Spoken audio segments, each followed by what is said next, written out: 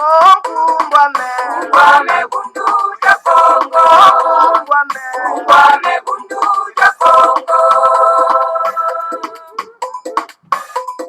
Kumbwame bundu ja Kongo. Kumbwame bundu ja Kongo. Kikole kukongo ya mwenyiko. Kisole ina ya tena mane mumbanje. Mukuluza kanda ja Kongo. Mukuluza kanda ja Kongo. Vita kukongo ya mwenyiko.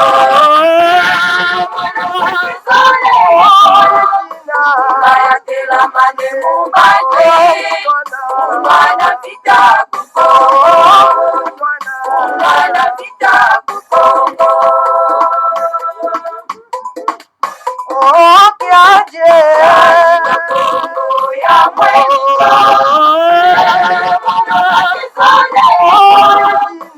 Kayatela mane mumbanje. Kukonga kanda ja Kongo. Kukonga kanda ja Kongo. Tombe kukongo ya mwenyiko. Kisole kayatela mane mumbanje. Kusonga tombe kukongo. Kusonga tombe kukongo. Kumbwame bundu ja Kongo. Kumbwame bundu ja Kongo. Kumbwame bundu ja Kongo. Kumbwame bundu ja Kongo. Kumbwame bundu ja Kongo. Kumbwame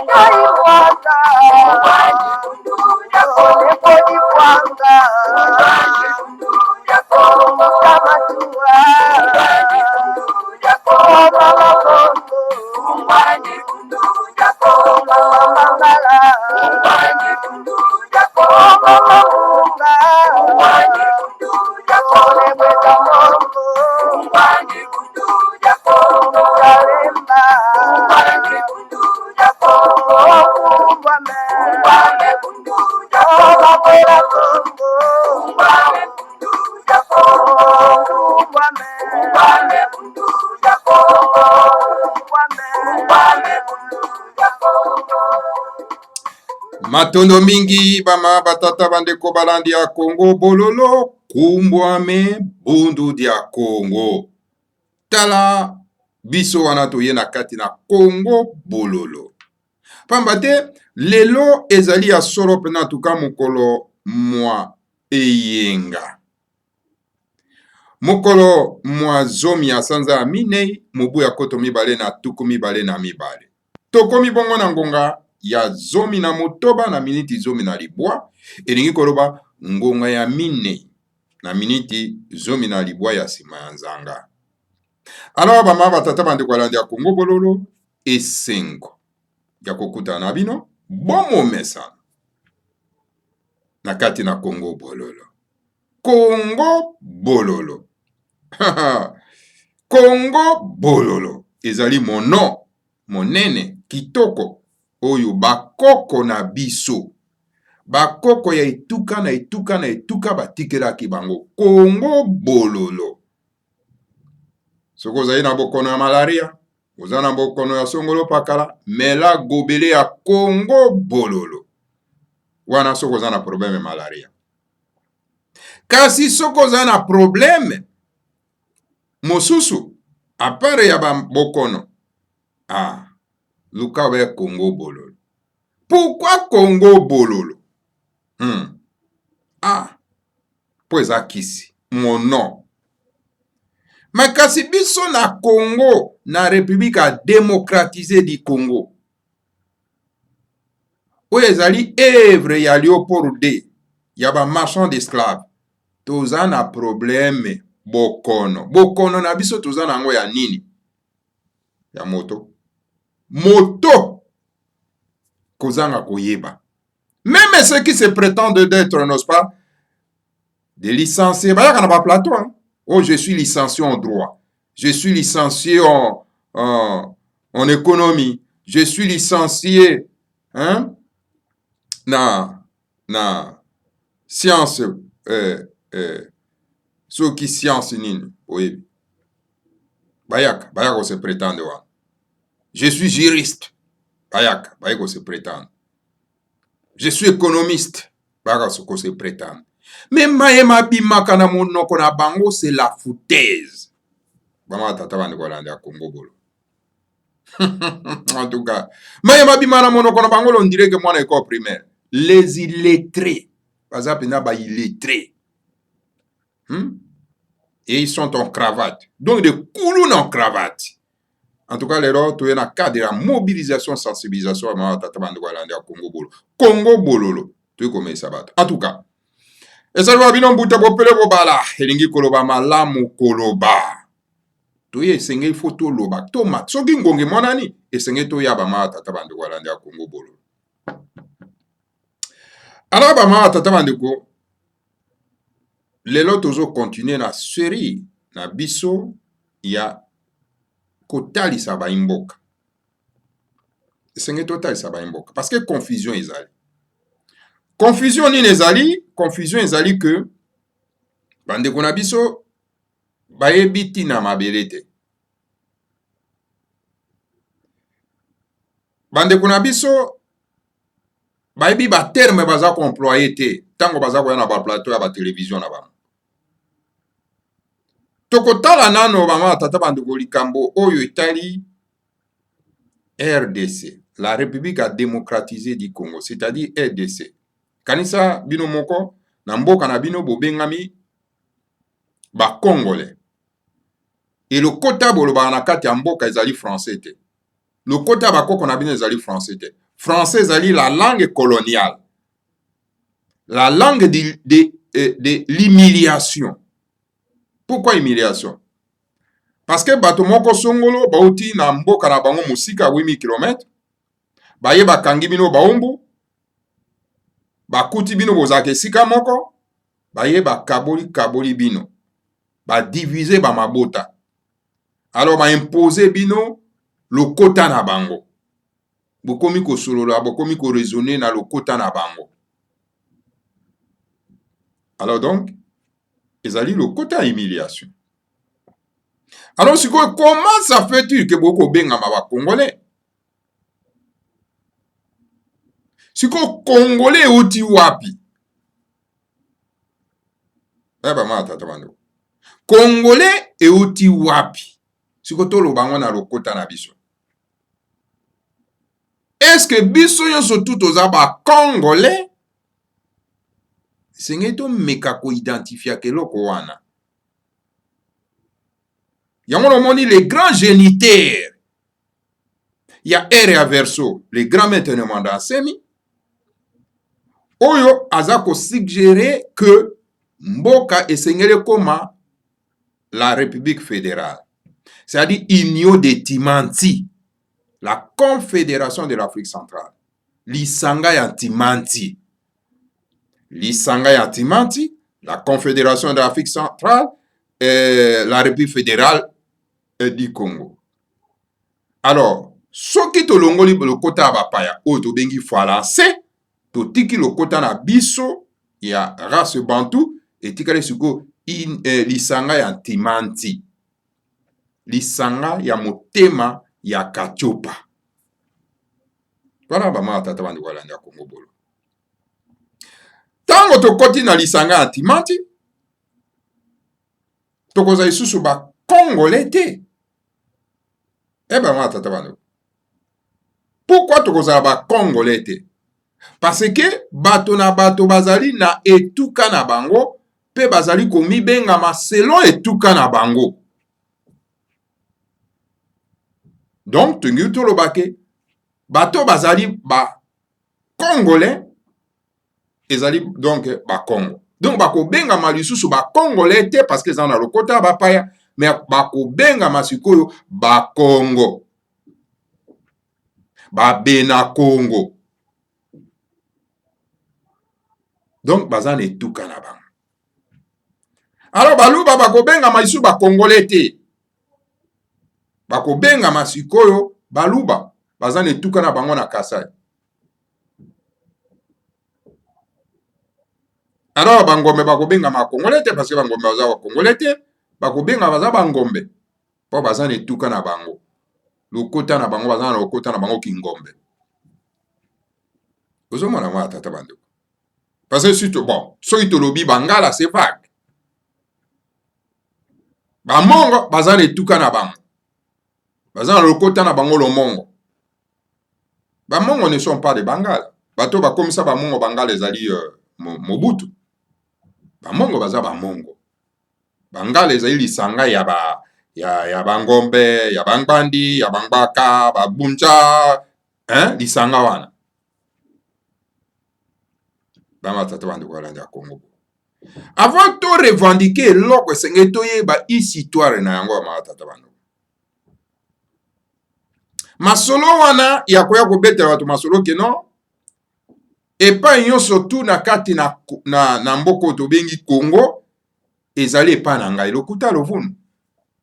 Eze pa na yo te parce que yo koko na yo oya boyaki lisanga wana oyo Léopold ayaka kosala oyo epa bakotisaka bango na makasi na force des armes baboyaka lisanga wana batikaki yo na eteni na mabele. C'est là kuna ndo kotelema mpona kodefendre yango po eteni no ya mabele wana bakoko no batikelaki yo ezali sacré, faut kodefendre yango. Donc yo ngombe olongwe neteni na mabele na yo ya bangombe na Grand Équateur okei na Lubumbashi na Katanga oza mopaya. Ozali mopaya, ozali epai na yo te.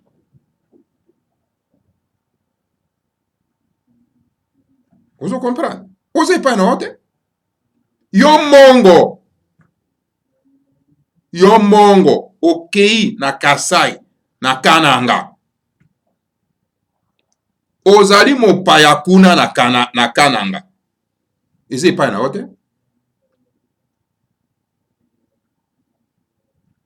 Voilà bama tata bande kwa landa Congo bolo. Alors ba prédentaire bato ya lokuta baya koyebisa bino ke non. Biso tolingi lisanga moko liboke moko. Mais liboke moko dans le désordre, ça ne marche pas non. Dans le désordre. Mais liboke moko il faut ezana ordre. Il faut ordre ezala. Po ki liboke na moko ekoka ko simba. Yamana le grand maître de Mondassé Malobaka souvent que un mariage forcé, on peut le transformer en mariage d'amour. Parce que ndenge tozali na kati ya République démocratique du Congo wana, c'était mariage forcé. Et par rapport bolingo ezalaka te entre biso l'hypocrisie. Botala bino moko Monsieur Tulo Mazwi Bokonzi awa. Ye mutaza président non? Mais pour la composition ya ba cabinet na ye, répartition ya ba poste ministériel, banani baza ko occuper. Ce sont ses frères baluba non? Bongo bolingo wana. Non, pas du tout. Non, chacun aza toujours na bolingo ya eteni na ya mabele. Ya bandeko na ye. Bozoma. Yo kanisi la façon dont bandeko na biso ya babembe ndenga balingi mabele na bango. Est-ce que ezali lolenge moko yo mongo okolinga mabele wana babembe? Non, pas du tout.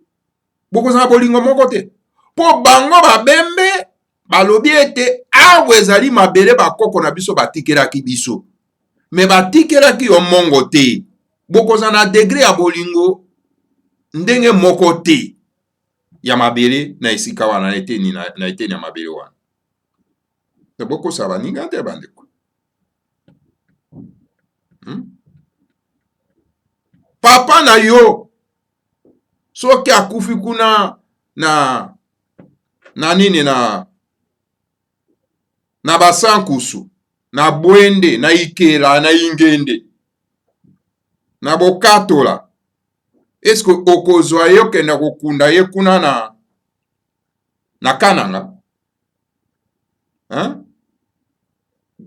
Okenda village moko kuna na Kasai okenda kokunda ye kuna?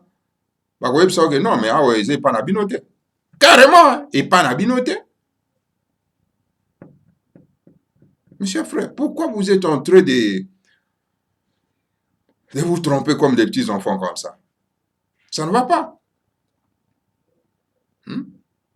Okoyoka bango baza kobima na ba plateau à télévision abat le tribalisme. Mais tribalisme c'est quoi?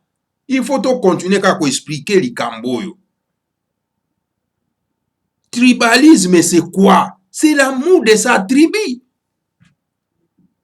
Mais quand on aime sa tribu, donc tu deviens mauvais.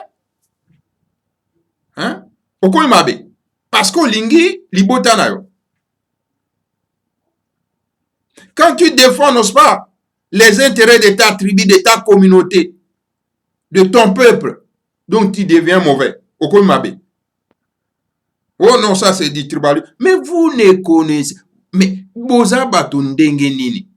Français, ils appellent au kota na binote. Yango boza na difficulté ya koyeba eloko nini wana babengi tribalisme.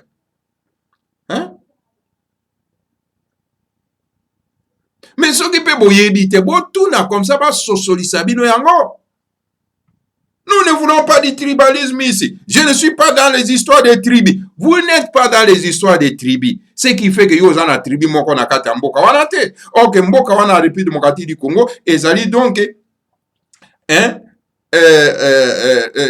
lisanga ya ba mabota. Lisanga ya ba mabota. Mais yo soko za na kati, yo soko za na libota moko te na kati mboka wana. Cela veut dire que ozana yo mwana ya mboka wana te. Mais ozo sala nini wana po oza député. Oza député pona nini motoloko la tambo ya Alias Eliezer. Pourquoi tu es député dans ces pays-là pendant que ozana libota te na kati mboka na? Parce que tu dis souvent que je ne suis pas dans l'histoire des tribus. Mais yoza dans l'histoire des tribus, ça veut dire que ozana tribu na kati mboka wana te. Mais au parasité wapi, outi wapi. Moi, je suis dans l'histoire des tribus parce que nazana tribu ngombe na kati ya Grand Équateur. Vous comprenez? Et je défends ma tribu ngombe. Vous comprenez? Mbuta na biso mbuta muteto nongisa esengeli à défendre libota na ye Congo. Babena Congo. Esengeli à défendre bandeko na ye. Bisiko soka défendre bandeko na ye akoy mabe. Oh non, non, mais comment il ne doit pas être tribaliste, il ne doit pas aimer sa tribu? Mais mes chers amis, vous êtes en train de jouer avec les mots. J'ai toujours expliqué ici que un vrai tribaliste a boyaka jamais ba mabota mususu. A construit au contraire un pont. Mais tandis qu'un xénophobe, c'est celui-là qui oyo aboyaka ba mabota mususu. Comment na soko azali président a constitué ba équipe ne ya cabinet kaka bandeko na ye. Ya tribu na ye. Parce que c'était un président xénophobe. C'était un xénophobe. Alors na yango ba ma tata bandeko lande ya Congo bololo. Siko na cadre oyo tozana yango lelo ya kosala ba maponami ya ba gouverneur ya ba province na biso. Bato na bato baza kopona ba gouverneur selon le critère ya candidat oyo asengeli akoka solo pena kokamba bango et que le peuple ba moni tenon moto wana koyi kokamba biso baponi ye. Siko yo moto ya Équateur okomi no kosemele na makambo ya Congo dia kati ndenge nini? Na ikambo etali ke ba bena Congo bapona gouverneur na bango. yo komi ya yo nini na kati, yo moluba, yo mutombo alias Israël na komba bapaya oza kosemele kuna en fonction de quoi? Yo oza moto ya Congo de akati te, oza moto soki ya Kananga, soki ya Mbuzimai. Oya yo nini kuna? Oya yo nini kuna? Pendant que babe na Congo babi non, parmi ba politiciens nyonso to baza na kati na mboka na mnete na biso ya mabele, babe na Congo, moto aza ko défendre ba intérêt na biso avec force, c'est Nemwanda Nsemi. Bango moko baponi, basali pe ba pétition que nous avons choisi tolingi souhait na biso ezali ke Nemwanda Nsemi akoma gouverneur ya province ya Congo dia kati. Siko yo mutombo alias Israël, moluba soki ya Kananga, soki ya Mbuzimai, siko yo komi kosemele kuna na nini? Yo soki Guy Roger, c'est pas moi, Pi Roger, na koma bapaya, yo soki moto ya Basanku Sumbongo, siko yo zo kosemele kuna na makambo ya bandeko ya babe na Congo ni oya yoni na kati kuna. Dire que non, écoutez, Nemwanda Nsemi akoki kokoma gouverneur te, soki akomi gouverneur songolo patati patata, donc il faut qu'on retire candidature, il faut retirer candidature na ye. Alors s'il faut qu'on retire encore par la force. Mais écoutez, quand vous dites quelque chose, est-ce que vous réfléchissez un peu? Vous utilisez intelligence. Il y a le Seigneur à Congo appelle na moto na mutute. Est-ce que vous pesez ma parole, vous avez parfois? Yo moto na Équateur, yo mongo. Siko oya yoni ya kosemele na babe na Congo oyo baponi moto na bango puka tambusa bango. Oya yoni. Oya yoni yo za moluba moto ya Kasa ya Kananga ya soki ya Mbuzimai. Mutombo alias Israël. Oya yoni ya kosemele na makambo etali maponami na Congo de akati. Vous ne voyez pas que vous provoquez les gens. Vous avez provoqué. Hein? Ça, c'est une provocation pure et simple. Yangana, ngana, nazo senga na bandeko na biso abe na Congo. Omani, bato ba komi ko sakana bino trop parce que vous ne réagissez pas. Il faut réagir. Ça, c'est une insulte à votre égard. À vos égards. C'est une insulte. Hein? Bato wana baza ko insulter bino, bazo sakana bino. Bato wana bakoyi koloba te tango Kiyungu azalaki vivant. Baloba na bakatange ndenge wana. Hein? Ça sera grave. Hein? Alors donc, bango siko bazo mone rande bino parce que vous ne réagissez pas. Mes chers frères. Mais senge na bino koyeba ke le grand maître Nemwanda Nsemi, c'est un grand universitaire, c'est quelqu'un très intelligent, et c'est quelqu'un qui est doté de la spiritualité Congo, la spiritualité négro-africaine.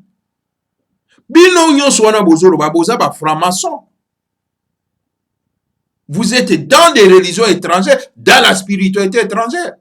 Vous êtes dans la franc-maçonnerie étrangère. C'est-à-dire que boteka ba amena bino. Boteka ba amena bino.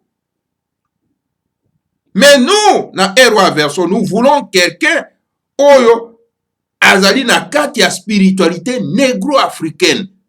Bonzambe na biso.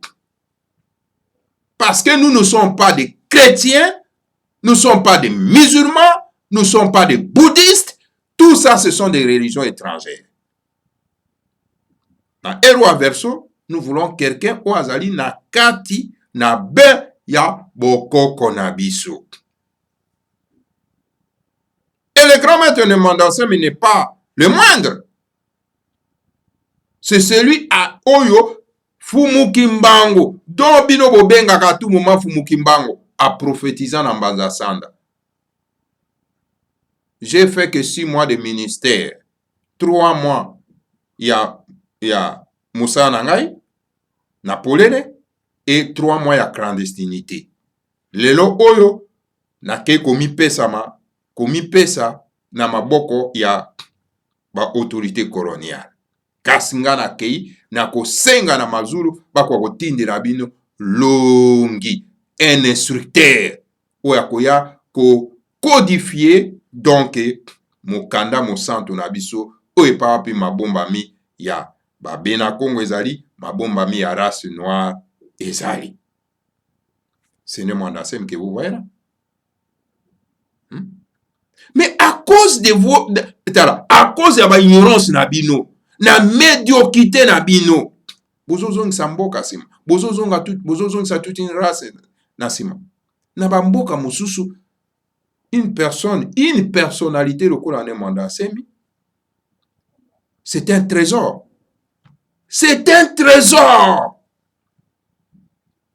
asa moto boko ko vilipender te c'est un trésor. C'est vraiment l'eau de la source. Et pas battre surtout qu'on a pousser cette eau de la source. Mais talabino tellement que vous allez bizengi bolole excusez-moi le terme. Vous allez vilipender une personne pareille. À cause de kozanga koyeba na bino. Parce que vous ne lisez pas. Ce qui vous tangaki beaucoup écrit par les grands maîtres de Mandasemi, vous ne pouvez pas tenir de pareils propos, de les qualifier d'un séparatiste.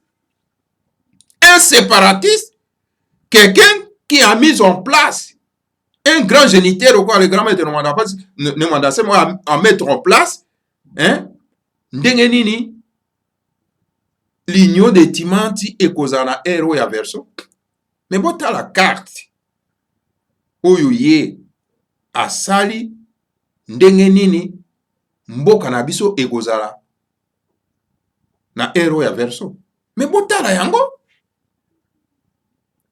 Parce que vous ne lisez pas. Mais aucun intellectuel na kati ya Congo oyo akoki ko se mesurer na les grands maîtres de Mandasemi. D'où vient cette intelligence? Concevoir la carte géographique ya Congo ya sika. Est-ce que bomoni moto moko sa sala yango ndeko? Non, écoutez. Tokoki kotikela bino monopole ya ba bêtise te. Esengeli toyaka to maltere bandeko na biso. Et bandeko na biso bazo kolanda bino, ils pensent que vous dites la vérité ou que vous êtes des menteurs. Boza bato na lokuta. Vous voulez faire du mal à quelqu'un. C'est pour ça ba mindele balobaka ke quand on veut noyer son chien, on l'accuse de rage. Parce que ça copie na bino. Ba pesi bino ba instrument, ba etando. Pona biti kaka moko ya ko diaboliser les grands maîtres de Mandasemi. Mais biso toza na ba petit moyen de bord na biso. Tokotika bino te. Tozo be sima na bino kita. Hein? Toko bundana bino kaka. Biso avec nos petits moyens de bord. Bino ozwaka bambongo ya bapaya bazo kopesa bino. Botia ba gros moyens bozana yango. Hein? Botia ba bimbunduka minene. Po bosala propagande na bino ya lokuta. Men balobi ke vérité eya kaka malem. Bino bokenaka na ascenseur. Kasi vérité ya kana ba escalier. Ti koya kokuta bino. Bokomona bomati ti likolo bokokwea bobamba mina se boum. Alors mes chers frères, esengeli na bino koyeba ete lokuta eza lisusu na place te na héros ya verso eza te en place te mpe tokotika lokuta jamais ezwa place. Hein? Un intellectuel comme le grand maître de Mandasemi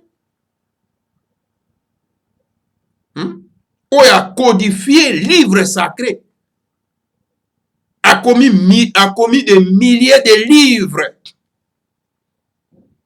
pour enseigner la race bantou, na pona héros ya verso. des milliers de Congolais, un record.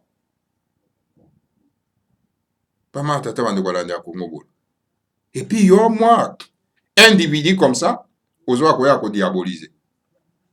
Hein? Dit qu'un séparatiste.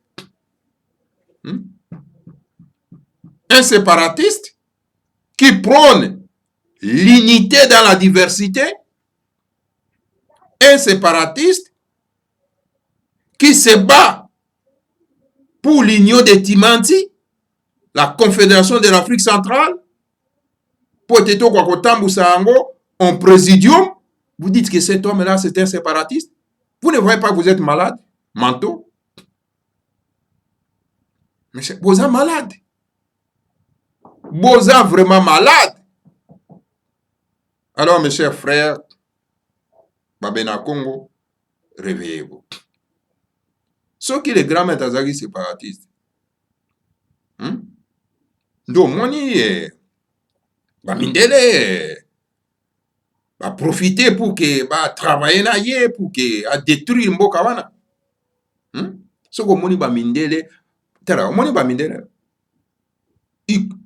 Baza même ko utiliser ba terme moko impropre à l'égard des grands maîtres de mandation que non un terroriste bon so ko moni mindele baza ko qualifier un leader na mboka na bino loba que leader wana za malamu pona bino. C'est comme ça qu'ils ont fait avec Nelson Mandela. Loba que leader wana za ko bunda pona bino.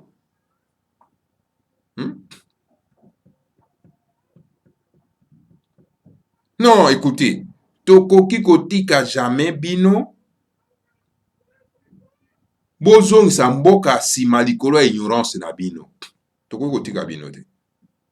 Nous allons continuer toujours à marteler. Koya koloba. Alors, yamwa tozo senga na bandeko na biso et sengeli bo il faut ko contrôler mayenyo so maza ko ligana kati ya mboka. Ko contrôler. Mayenyo so maza ko loba, il faut ko contrôler. Une fois to yoki to réagir. To réagir. Donc voilà, bama batata bande kwa landa Congo bololo. Tokoki kotika lisusu bato lokuta bazwa toujours monopole ya maloba te. Biso tout toza na monoko. Esengeli toloba. Esengeli toloba. Ba franc-maçon yo, non, ils exagèrent un peu ba franc-maçon. Les francs-maçons. Hein? Biso toza na franc-maçonnerie ya biso, ya bokoko na biso. Esengeli toza na kati ya franc-maçonnerie na biso. Oli kokendaka na ba franc-maçonnerie ya bapaya. Pona kokenda kokumisaka ba égrégore na bango kotombolaka ba égrégore na bango. Hein? Po yaka ko mate biso. Nous devons avoir notre propre franc-maçonnerie.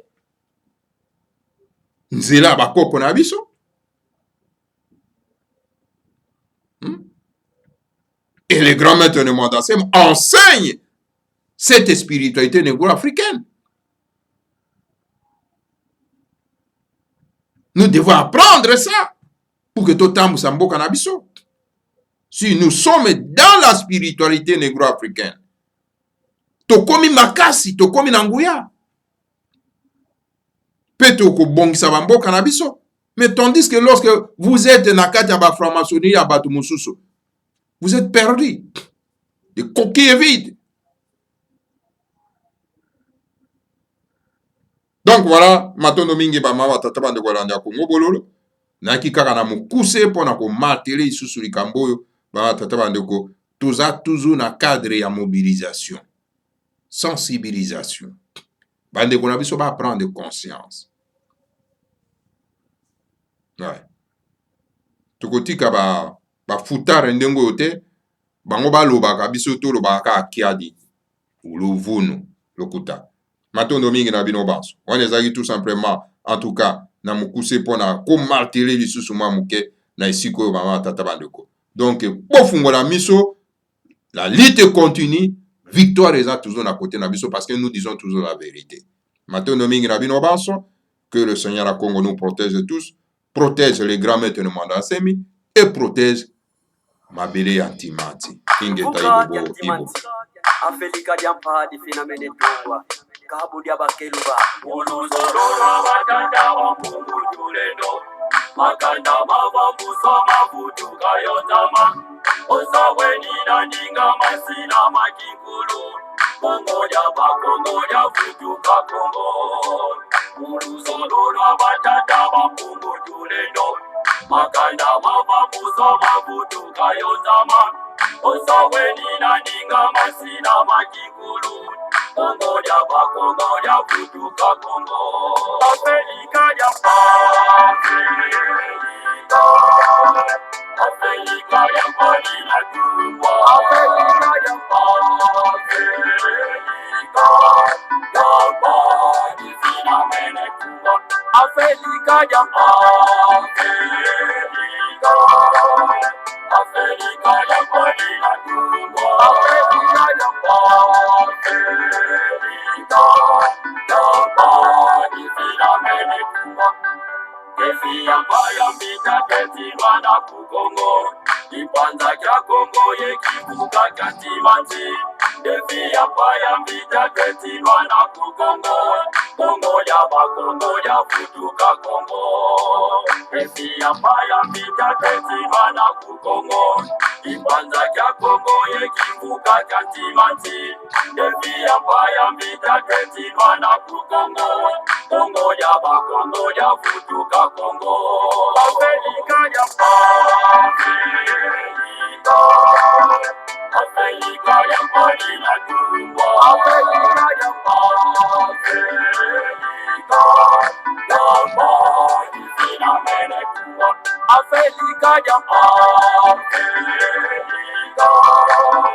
Afrika ya pali na tumbo Afrika ya pali sina mene tumbo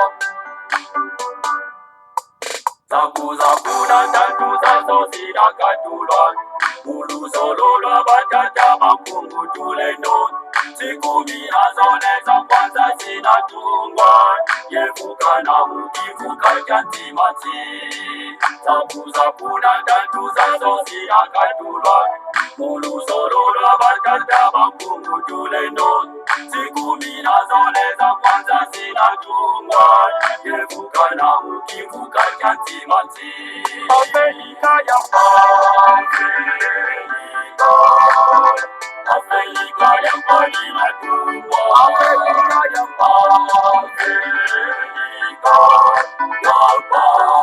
sina mene tumbo Afrika ya Afrika ya pali na tumbo Afrika ya pali sina mene tumbo